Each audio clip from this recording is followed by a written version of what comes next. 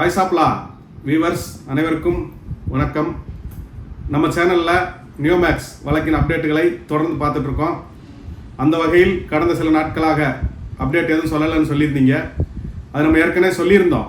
மாண்புமிகு உயர்நீதிமன்ற நீதியரசர் பரத சக்கரவர்த்தி அவங்ககிட்ட இந்த வழக்கு ஒப்படைக்கப்பட்டுள்ளதுன்னு, அதுக்கப்புறம் அவங்க விசாரணை தேதி எதுவும் இன்னும் குறிப்பிடலை.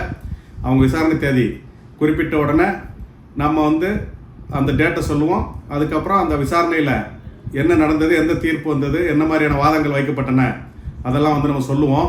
மேலும் இப்போ அந்த நியோமேக்ஸ் வாட்ஸ்அப் குரூப்புகள் எல்லா இதுலேயும் ஒரு தவறான செய்தி பரவிட்டு இருக்குது.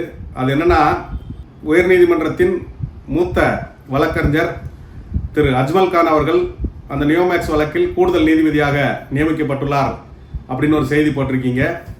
அது தவறான செய்தி. உண்மை என்னென்னா, மூத்த வழக்கறிஞர் அஜ்மல் கான் அவர்கள் மதுரை உயர்நீதிமன்ற கிளையின் கூடுதல் அரசு தலைமை வழக்கறிஞராக, தமிழக அரசின் கூடுதல் தலைமை அரசு வழக்கறிஞராக நியமிக்கப்பட்டுள்ளார்.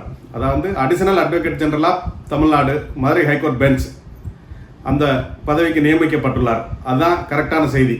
மேலும் இந்த வழக்கில் இன்டர்வியூ பெட்டிஷன் ஒரு 3 சங்கங்கள் தாக்கல் செய்துள்ளன.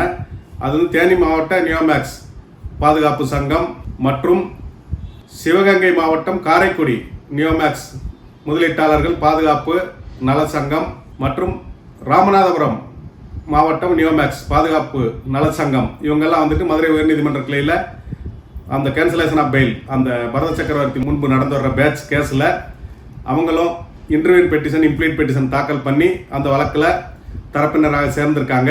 அப்போ வழக்கு விசாரணைக்கு வரும்போது அவங்களும் இந்த வழக்கில் அவர்களது வாதத்தை அவர்கள் சங்கத்தின் உறுப்பினர் சார்பாக வைப்பார்கள் என்பதை தெரிவித்துக் கொள்கிறோம்.